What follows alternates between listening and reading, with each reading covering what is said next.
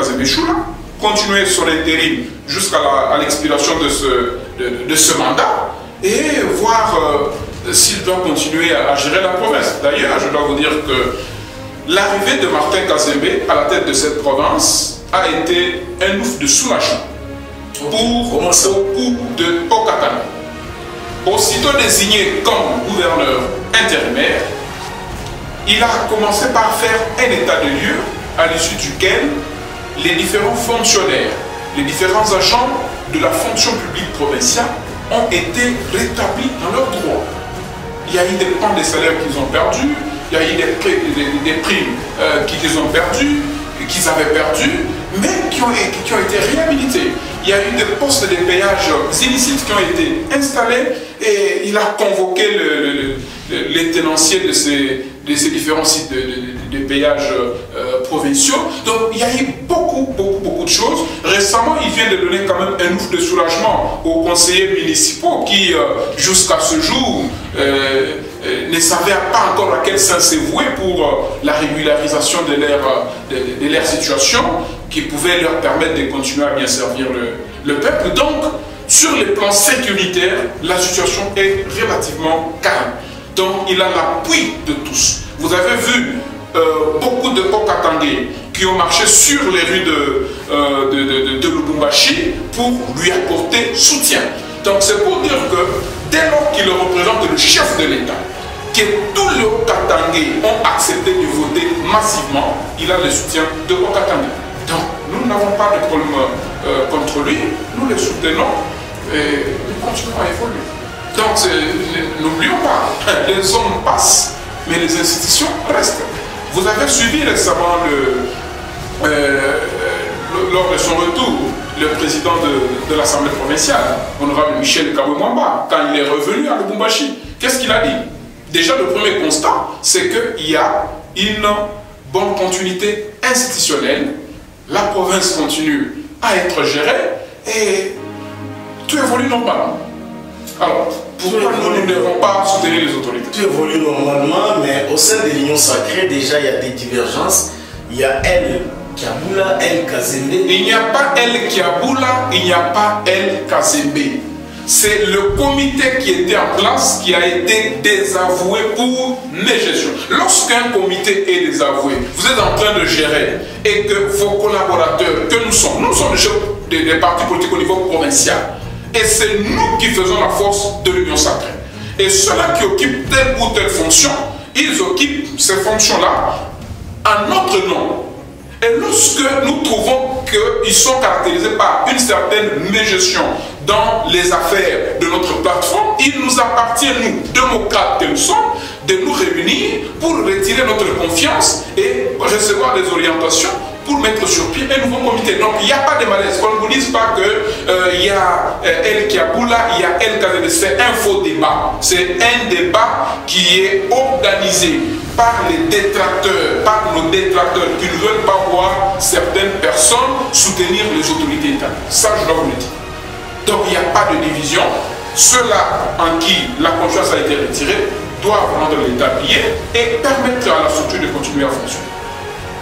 Mais pourquoi ne pas aussi chercher seulement un autre siège au lieu d'aller créer des problèmes avec le siège qui a été acquis sous le fond de l'ancien comité des avoués? L'ancien comité, écoutez, l'Union sacrée, c'est une institution. Ok? Donc, sur ces sièges-là, il n'y a pas le nom de quelqu'un. C'est le siège de l'Union sacrée. Ça va continuer à être le siège de l'Union sacrée. Il nous appartiendra à nous de voir s'il y a possibilité de trouver un autre siège ailleurs, nous le trouverons. Mais jusqu'à ce jour, c'est le siège de l'Union sacrée. Et n'oublions pas, les activités de l'Union sacrée peuvent ne pas se dérouler au siège qui est sur Kabane, ça peut aussi se dérouler même dans des sièges de certains membres des partis politiques, des partis membres de l'Union sacrée. Donc, la crainte est qu'on risque un jour d'assister à l'échange des coups, hein? C'est ce qu'on évite. Non, écoutez, en politique, on ne se fait pas d'ennemis. Et même lorsque nous sommes en train de parler, nous ne parlons pas comme étant en inimitié avec les autres. Nous sommes en politique, nous faisons la politique avec une certaine élégance, nous pouvons avoir une certaine adversité liée à nos opinions, mais nous ne serons jamais des ennemis. Donc c'est au nom de la liberté d'expression que lorsqu'il y a des questions qui nous divisent, je crois qu'il y aura toujours le temps que nous puissions nous asseoir pour baliser le champ. Alors, avant de prendre le deuxième point de notre émission, je m'en vais aussi vous poser la question comment se porte la mairie de Lubumbashi. Là-bas aussi, il y a beaucoup de problèmes, beaucoup de dossiers entre le maire intérimaire Patrick Kafumbi ainsi que l'adjoint au maire Joyce Tunda. Comment ça se déroule là-bas? Parce que tout récemment, on aurait appris que le bureau du maire intérimaire était même scellé par de prétendus agents du parquet. Bon, le bureau du maire de Lubumbashi, maître Patrick Kafumbi, depuis sa prise de fonction jusqu'à ce jour, n'a jamais été scellé. Il est le maire de la ville, nommé par sa tutelle. Il continue à être maire et il continuera à être maire de la ville. Le peuple doit savoir, parce que je crois que votre émission c'est discours, je crois, discours au peuple. Donc le peuple doit savoir que depuis l'élection, à la suite de l'élection de son Excellence M. Martin Kazabé-Choula comme vice-gouverneur de la province, le poste de maire était resté vacant. Donc il n'y avait pas, la tutelle n'avait pas encore pourvu à ces postes-là. C'est dans ce sens-là que celle qui était adjointe à son Excellence M. Martin Kazabé-Choula a continué à faire un intérim de fait. Vous voyez? Donc son titulaire étant indisponible pour avoir été élu comme vice-gouverneur, il a assumé un intérim de fait. Mais il n'a plus à la tutelle, n'est-ce pas, de désigner ou de nommer un nouveau maire pour poursuivre cet intérim qui est l'intérim de droit. Parce que dans l'administration, les compétences sont d'attribution. Donc vous ne pouvez pas vous attribuer une certaine compétence qui ne vous a pas été confiée par votre hiérarchie. Donc c'est la hiérarchie qui confie les compétences. Donc demain, vous ne pouvez pas vous réveiller un jour, vous dites non, moi, Johnny Ngala, je deviens directeur provincial. Non. Même s'il arrivait que le directeur provincial serait rappelé ailleurs pour telle ou telle raison et que c'est vous qui étiez son adjoint, ok? Donc ce n'est pas automatiquement que non, parce que vous étiez son adjoint et vous devenez directeur. Non, il faut que votre hiérarchie au niveau national vous notifie cet intérim. Or, dans le cas d'espèce, au niveau de la ville de Lubumbashi, à part Maître Patrick Kafumbi, à qui l'intérim a été notifié, on n'a jamais notifié l'intérim à quelqu'un d'autre. Donc, nous disons au peuple que le maire de Lubumbashi s'appelle Maître Patrick Kafumbi. Il travaille calmement, la ville est calme, la ville est propre, les agents sont payés, la sécurité est assurée, la vision du chef de l'État est vulgarisée, et donc, il appartient à nous tous, Louchois, et Louchois, de lui apporter un soutien indéfectible pour l'exercice de ses fonctions. Comment expliquer qu'ils sont d'une même famille politique, d'un même parti politique, parti présidentiel UDPS, mais ils ne parviennent pas à s'accorder à la décision de l'autorité hiérarchique qui est le ministre de l'Intérieur, lui-même aussi membre de l'UDPS. Là, je vous pose la question en tant que politique.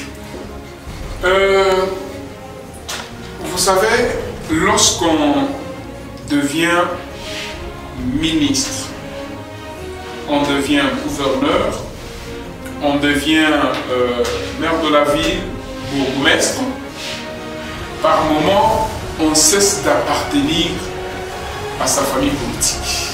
Total. Parce que là, on est en train de gérer les questions d'État. Donc vous devenez un représentant de l'État et vous devez gérer tous les partis politiques.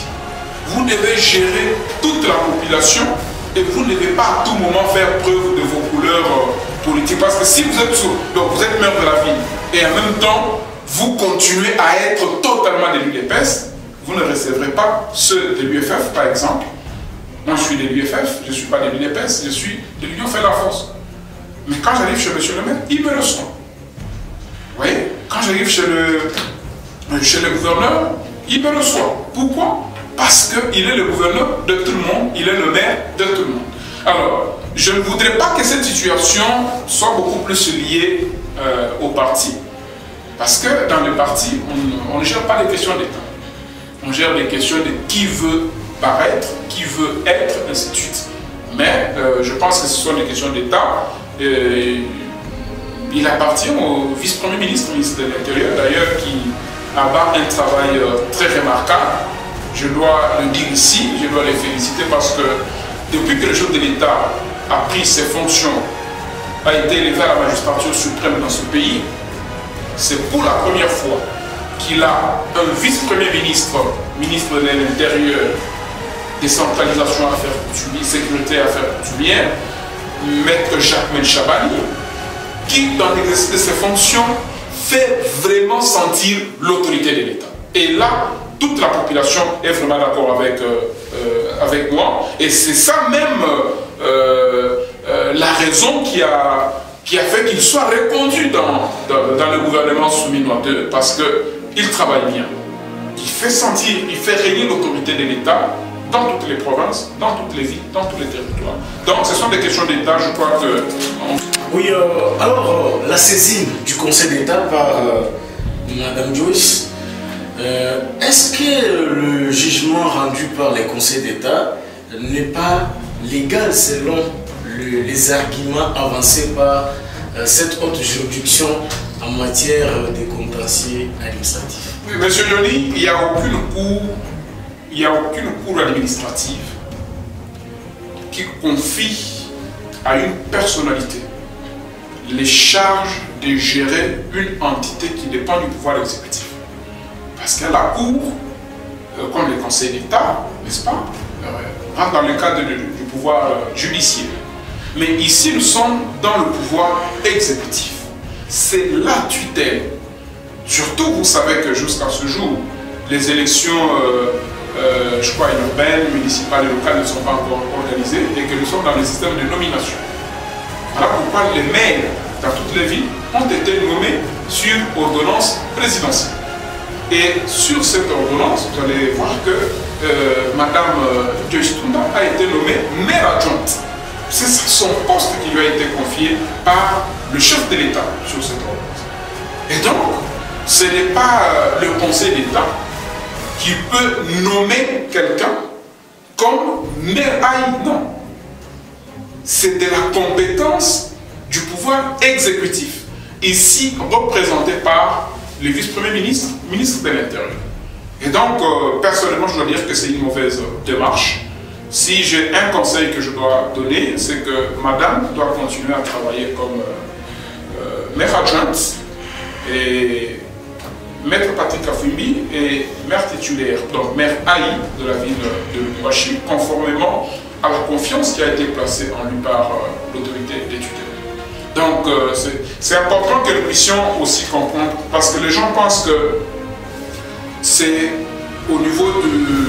c'est le vice-premier ministre de l'Intérieur seul qui prend ces décisions. Écoutez, il y a des ministères dans ces pays, c'est comme l'Intérieur, c'est comme le ministère des Affaires étrangères, la Défense. Donc le ministre ne peut pas se permettre de prendre n'importe quelle décision s'il n'a pas la bénédiction du chef de l'État. Donc si Maître Patrick Kafwimbi a été nommé maire AI de la ville de Lubumbashi, c'est avec la bénédiction du chef de l'État. Et si nous soutenons le chef de l'État, nous avons l'obligation collective de soutenir ces décisions. Il y en a aussi qui parlent de l'insubordination de la part de Madame le maire adjoint, aussi longtemps qu'elle était soumise à l'autorité du ministère de l'Intérieur. Elle ne pouvait pas aller saisir le Conseil d'État.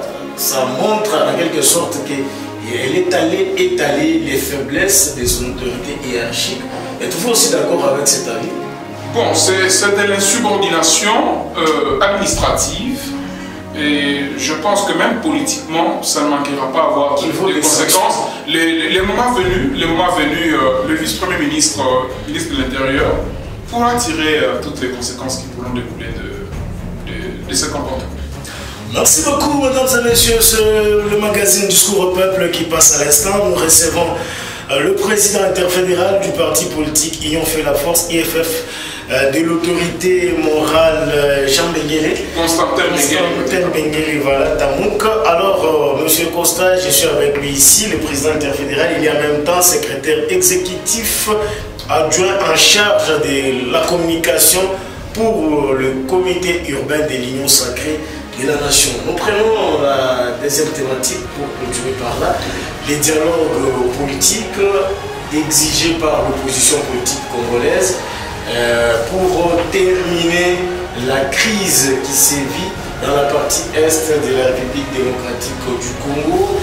Selon le leader de l'opposition, ces dialogues devraient être facilités ou être conduits par les évêques de l'Église catholique ainsi que le pasteur de l'Église Corps du Christ au Congo SCC. Comment vous trouvez aussi la réclamation du dialogue compte tenu du climat actuel où les pays traversent? Je pense que le peuple doit savoir que ça fait plus de 3 décennies que l'Est de notre pays est en proie à l'insécurité. Et le chef de l'État s'ébat jour et nuit pour que l'intégrité de notre territoire soit restaurée. Et cette situation que nous vivons dans notre pays, je peux l'appeler comme étant un monstre à plusieurs, un serpent à plusieurs têtes, en ce sens qu'il y a d'abord une complicité qu'a subi la RDC, notre pays, une complicité étrangère, des pays étrangers qui ont comploté contre la stabilité de notre pays, mais aussi il y a eu des complicités internes, c'est-à-dire certains de nos compatriotes, ou ceux qui prétendaient être nos compatriotes, qui ont aussi facilité cette complicité jusqu'à arriver là où nous sommes. Et donc, il faut de la stratégie, comme le chef de l'État a déployé des stratégies sur le plan politique, sur le plan diplomatique, mais aussi sur le plan militaire où les efforts doivent continuer à être fournis pour que, une fois pour toutes, nous puissions éradiquer cette situation. Alors, aujourd'hui, nous sommes face à une situation qui nous demande de nous lever tous pour défendre la patrie. Alors, maintenant qu'on demande le dialogue, la main du chef de l'État, depuis sa prise de fonction à la tête de ce pays, a toujours été tendue à tout celui qui peut avoir des propositions pouvant nous aider à résoudre tel ou tel problème. Ce qui veut dire que le chef de l'État a toujours été ouvert au dialogue. Mais ce dialogue qui a été qui est en train d'être réclamé, nous pensons que derrière ce dialogue, il y a des tireurs de ficelles. Vous allez vous rappeler autrefois lorsque le mouvement terroriste M23 AFC soutenu par le Rwanda, de Paul Kagame, pendant qu'ils sont en train de poursuivre leur sale besogne, vous avez suivi un jour Corneille Nangaa dans son discours dit Tshisekedi, qu'est-ce qu'il attend? Il attend qu'il y ait combien de morts pour qu'il puisse accepter le dialogue. Donc vous comprenez que ceux qui soutiennent le dialogue et qui veulent à ce que ce dialogue soit facilité par la CENCO que nous avons vu sillonner les différentes capitales africaines, voire européennes. Donc la CENCO est porteuse d'un agenda étranger. Et donc, s'il y a des discussions à faire, nous les ferons à l'interne et nous verrons s'il y a des discussions que nous devons mener à l'interne, nous allons les mener. Mais pour ceux-là qui ont comploté contre la République, je crois que le traître, leur sort sera connu. Ne vous en doutez pas. Pourquoi vouloir aller dans les forcings alors que la crise elle-même s'est fait sentir et s'est fait voir à l'œil? Mais la crise ne va pas être résolue par le dialogue qui est réclamé. Parce que vous savez, chaque fois que vous voyez la CENCO prendre le devant pour aller chercher un dialogue, c'est-à-dire qu'ils ont d'abord des dividendes qu'ils doivent tirer, et ces dividendes proviennent de leurs commanditaires. Vous savez que ce sont ceux qui agressent notre pays qui sont derrière ces dialogues. Okay? Il y a Paul Kagame derrière ce dialogue, il y a Corneille Nangaa et toute sa bande derrière ce dialogue, il y a Joseph Kabila derrière ce dialogue. Okay? Donc nous allons aller dans un dialogue où nous savons que les tireurs de ficelles sont ceux qui sont en train d'enrayer notre pays. Donc si dialogue il y en aura, je crois que nous définirons prochainement les modalités qui vont nous y conduire. Merci beaucoup d'avoir répondu à notre invitation, M. Costa. Merci beaucoup, M. Johnny Ngala. Merci à Molière Télévision. Merci à tous les téléspectateurs qui nous ont suivis et que nous convions à continuer à soutenir les autorités de notre pays, de notre province et de notre ville. Merci beaucoup, mesdames et messieurs. C'en est fini pour aujourd'hui avec les magazines Discours au Peuple. On se retrouve très prochainement pour un autre numéro. Très bonne suite des programmes à vous tous. Merci également à l'équipe réalisationnelle ainsi qu'à Jean-Paul Ngalou qui était à la prise de vue. On se retrouve à la prochaine occasion. Merci.